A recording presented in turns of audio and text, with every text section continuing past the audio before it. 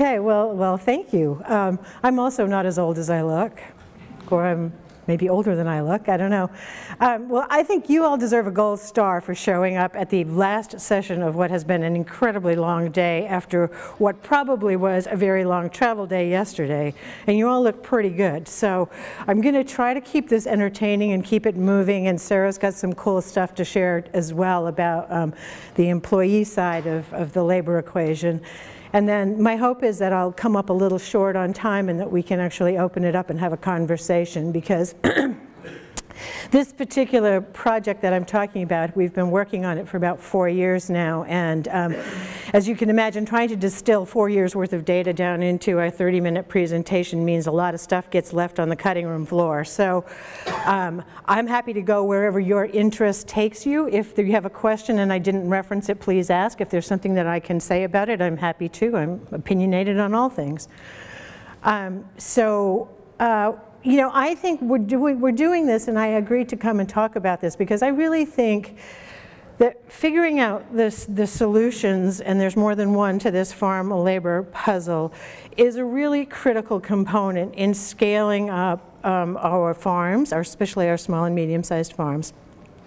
And it's also a real pinch point in growing our local food economies. And so I think it's worth looking a little bit more closely at how this all sort of plays out. As you can see, this is an AFRI grant, and I have a huge team of incredibly brilliant people standing with me, and they're not all here today, but I can promise you that they did most of the heavy lifting on this, and so I want to make sure that they get credit for the work that they have done.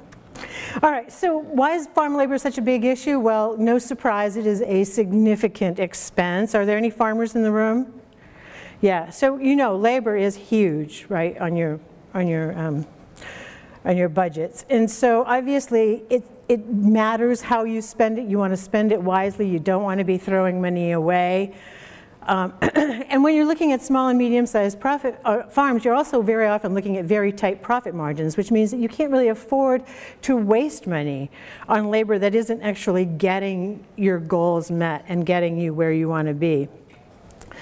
It is a barrier to scale up. We talked to many farmers throughout the project that had said that, you know, honestly, if I can't find the type and amount of labor that I want, I'm probably not going to continue to scale up. In fact, I probably will scale back to something that my family and I can manage on our own without the headaches of the labor pool. And I see some heads nodding, so I'm guessing that's probably not a unique story. You also may or may not know, but the labor pool is getting pretty tight in this country. And then there are some regions of the country where it's particularly bad, and I happen to live in the Northeast, which is one of those areas that is particularly hard hit, and we can look a little bit about why that is so, but just briefly, it's a demographic kind of an equation. We're an aging society, so our labor pool is aging out. They're baby boomers, and they're going to be retiring shortly. Meanwhile, we have an out-migration of our young people as well. So the few young people that we do have, it's hard to attract and keep. No surprise, I'm sure, increasing regulatory barriers. You'd probably have to be living under a rock not to know that there is an ongoing debate about interns on farms and, you know, whether you pay them, what you pay them. There's lots of immigration debate going on about, you know, the idea of importing our farm labor and the ethics of that. And on the other note, in spite of all of the good work that we've done extending seasons on both sides, agriculture is still, especially vegetable and berry farms, are still pretty seasonal in nature, which means that if you're a young person looking for a career opportunity and you have a student loan or rent payments that come due every month, a seasonal job isn't necessarily going to be the magic fix for you to be able to do that. So it becomes very hard to recruit the kind of workforce that you really want and need. And then sort of as if all of that weren't enough, labor is this incredibly complex black box of legal and economic and social and cultural factors that gets all mixed into the pot and stirred together, and makes it crazy making to try to figure out what is the next step. So our goal with this whole project has been to try to figure out what are farmers doing that's working for them, what are they doing that is not in their own best interest, how does this compare to other small and medium-sized enterprises that are not agricultural, and what kind of tools can we give them that would help them to be more successful, or at least to increase the likelihood of success in recruiting a labor market. So as you can see, there are some sort of competing forces here in this optimal labor profile. You've got increasing demand for locally sourced product that we see, and even though the direct markets are starting to soften in some regions of the country, the demand for local seems to be relatively strong, and I've heard that in several sessions today. We also have emerging technology and mechanization opportunities that are available now that were not on the radar even 10 years ago. Stacked against that, though, we do have this limited profit margin, as I talked about. There's just not a lot of available cash on most small and medium-sized farms. There is this diminishing labor pool, so we have fewer people to select from. And then we have this increasing pressure on entry-level wages, and we have several states who've gone to a $15 an hour minimum wage. And in some instances, it doesn't even matter what the legal minimum wage is. What matters is what is the market, the driving market force for entry-level positions where you live. So, and where I live, that's anywhere from $12 to $15 is what it's going to cost you to get an entry-level worker, excuse me, on your farm.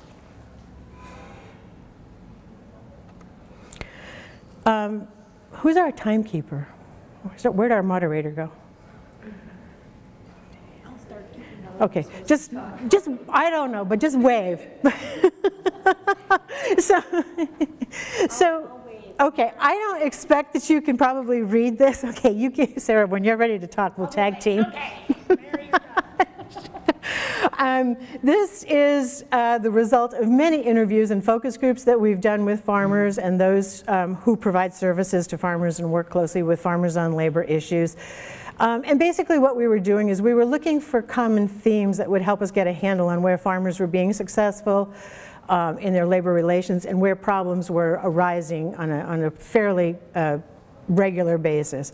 So after all, we collected all this data and we broke it down into 4 themes, which I'm going to go into more detail, so you don't really have to understand. You just have to look at this to see how complex the story becomes when you start to unpack it. It's much more than just wages. And I am happy to send, this presentation will be available on the website, and I'm happy to send it to anybody who wants it, and along with more information. So the only thing I'll say about this right now is that the ones that you see on the right, which are finding and retaining employees and legal issues, were the ones that we went into it pretty sure we were going to find, that those were going to emerge as themes. I mean, that was no surprise. The big surprises came on the other side in this category that we're calling sort of professionalism, which I don't really like, but we'll unpack that a little bit for you, and farmer readiness, which is sort of more the psychology of being the boss. So just to summarize a little bit, as you can see, there's some of these competing tensions here. And it is an incredibly complex picture. Of course, the economics are challenging. The economics of agriculture are challenging. And we live in a place where, as I said, the cost of living is easily beyond the ability of a farmer's ability to pay. And we heard over and over and over again that farmers recognize this. They know they would like to pay their help more than they are able to pay.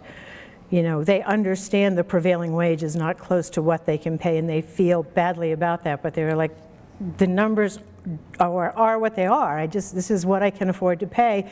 And oh, by the way, even at this meager wage, it's still 3 and 4 times more an hour than I make.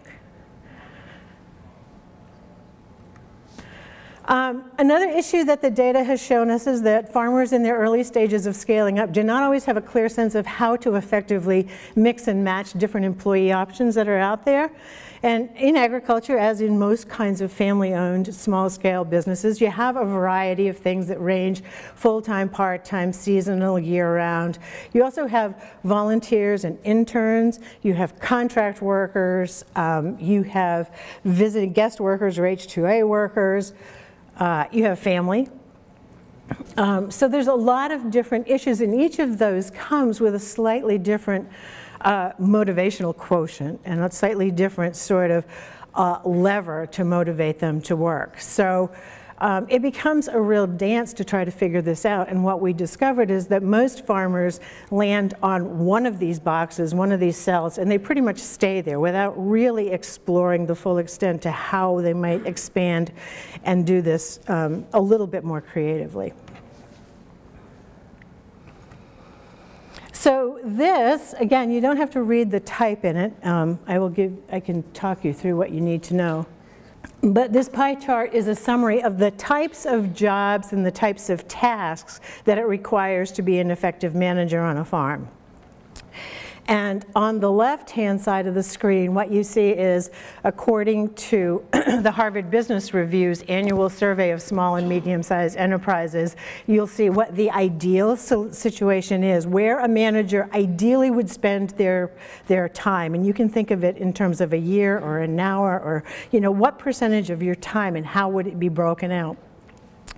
On the right, you see what we're learning about the actual way that tasks break out for the farmers that were part of our study and that we talked to.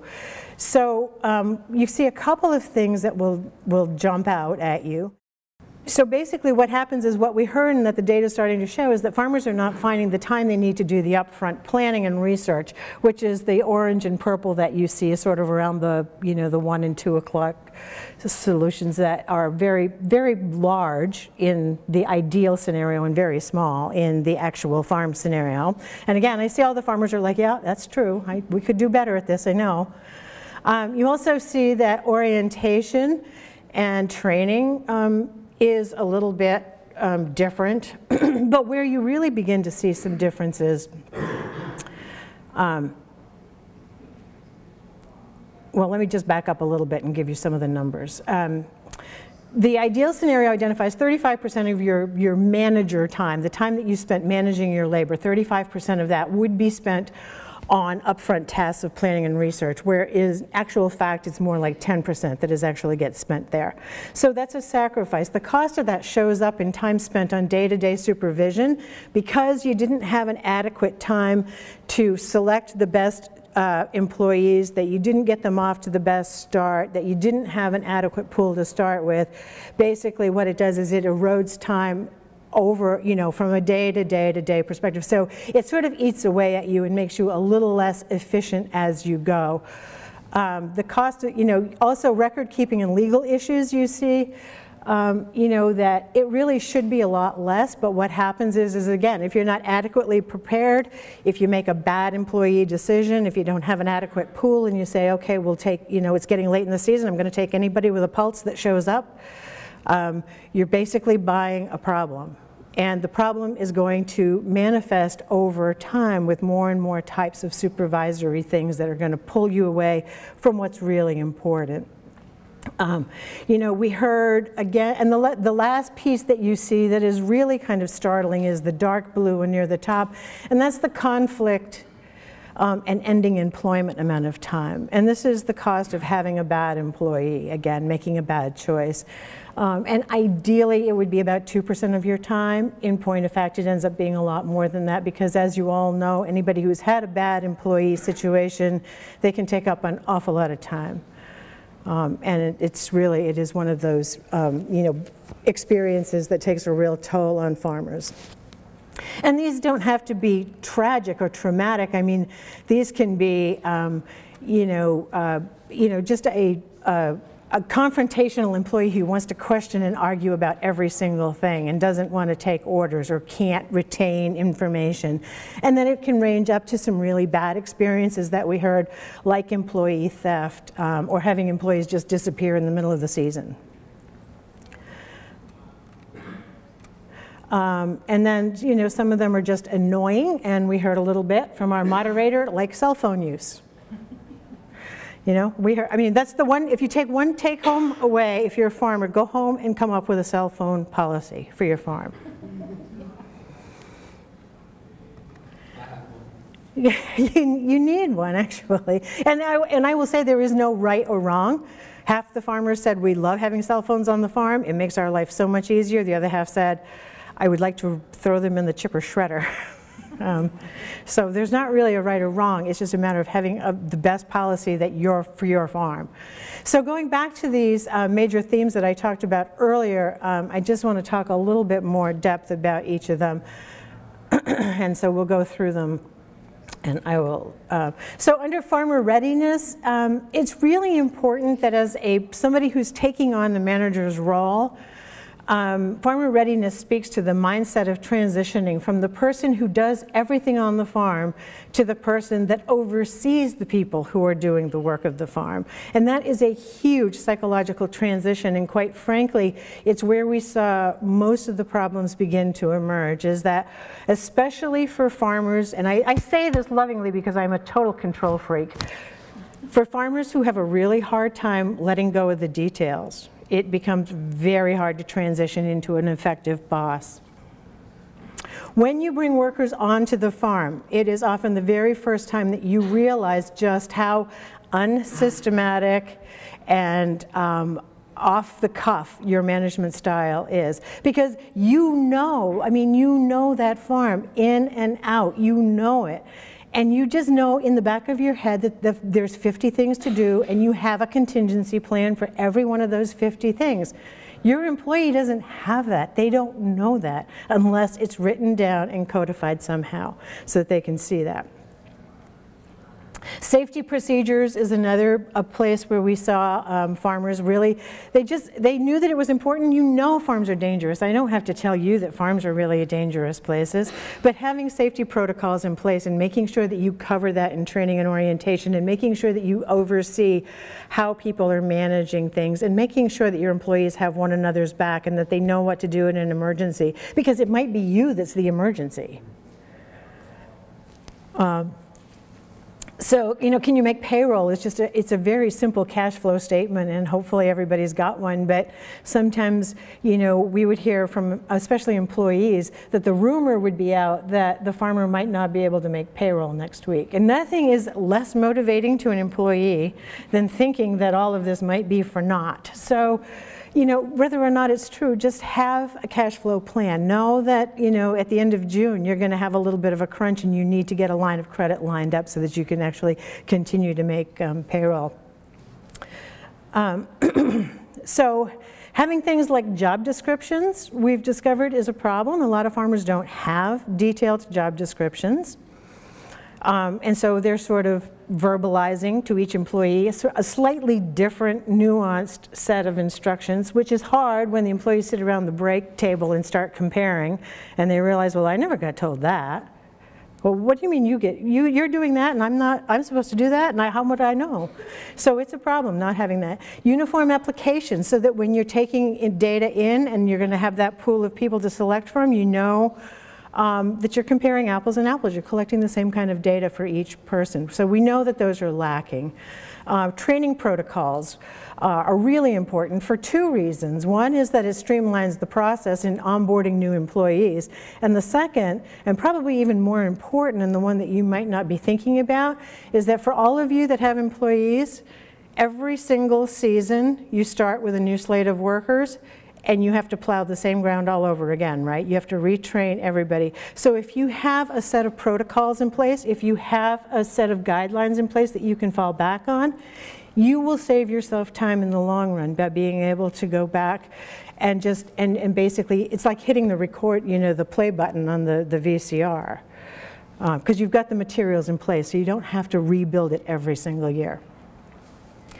You know, start early. I know it's really hard, and I know farmers have a really hard time carving out time for this. Know the employment environment that you're in, whether you're going to have to really go outside of your region to recruit employees. And just remember, the wrong employee is more costly than no employee in most instances. And every farmer that I had that had a bad employee situation said, it would have been easier if we just never had that employee on the property. So legal issues, I mean, what can I say? I mean, the legal landscape is complicated. It's complicated for a couple of reasons. There's federal labor law and there is state labor law. And the rules are confusing. All I can tell you about that is it's in your best interest to consult an expert. Have an attorney that is familiar with labor laws, that you can sit down and talk to and have questions. Now, I suggest you get organized ahead of time and go in with specific questions that you want to know about. Always maintain a paper trail, because this helps you if you need to get rid of a bad employee, especially if you don't live in an at-will state.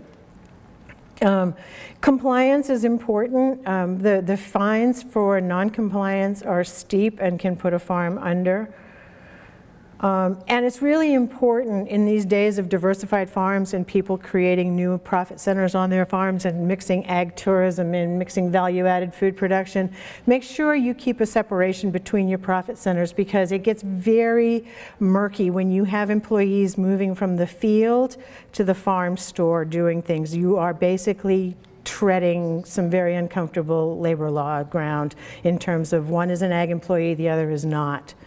So you just need to be aware of that. I wish we had a different term for this, and we will have before we finish, but because I don't mean to imply that farmers are not professionals, they are. But this professionalism just has to do with sort of the mental game of being the boss and keeping your communications open, transparent, and professional. We heard a lot about the problems that arise when you mix family labor, like your kids, with paid employees.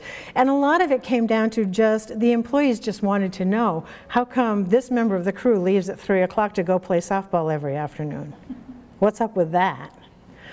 You know, they just needed to be clear about that and have somebody talk about it. Do have a clear anti-harassment policy. I mean, we've all heard in the news that the number of reported harassment cases are climbing, so make sure you have something that is written. Make sure that it's genuine, and make sure that it's followed, and make sure that everybody on your farm is aware that non-compliance is unacceptable. Everybody's on the same page, because one lawsuit will eat up an awful lot of your time and money.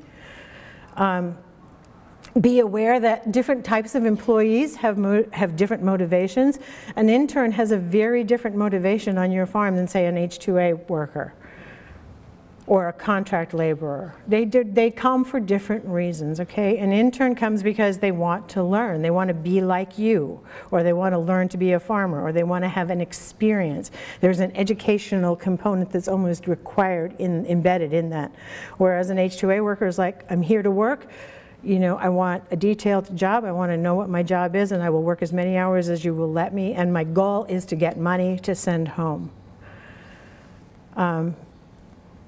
Be aware and observant on your farm. Everything that happens on your farm when you're the boss comes home to roost and is part of you. And word of mouth is the single biggest recruitment strategy for farm labor, so be aware that that cuts in both directions. If you're a good boss and you have a good reputation, you'll get a lot of referrals. If you're a bad boss or something goes wrong, you can be assured that those employees will be telling all of their friends and family that as well. So out of all of this, we are starting to develop some online tools that will hopefully be of help to farmers. One is just a really simple job description generator that will help generate job descriptions. One is a labor cost estimator, so people can begin to get a handle on what the costs are associated with having an employee, because it's more than just the $12 an hour or the $10 an hour that you're paying them. Another is a farm labor readiness assessment. We do have sort of a blank policy manual that we give to people, but I recommend the one on the Farm Commons website as well. It's outstanding. You do have to log in to get access to it, but it's really good, and they're attorneys, so I feel very confident that as things change, they will stay up on it. This is just what it looks like right now. You can expect to see that change. Beth Holzman is in the room, and she's sort of our design guru when it comes to getting these things up, so she'll be taking care of that.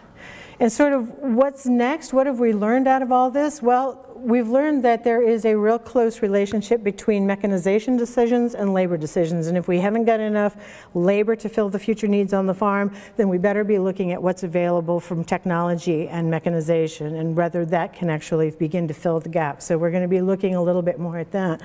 We've also learned that there are some gendered elements of labor management, and this is on both sides of the equation.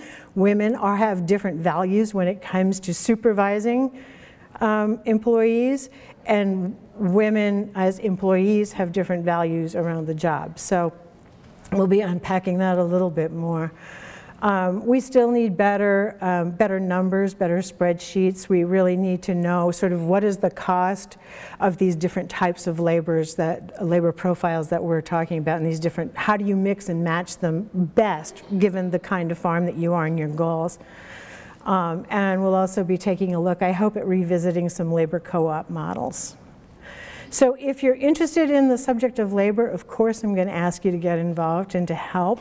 This is my email. This is the email of the website or the web team.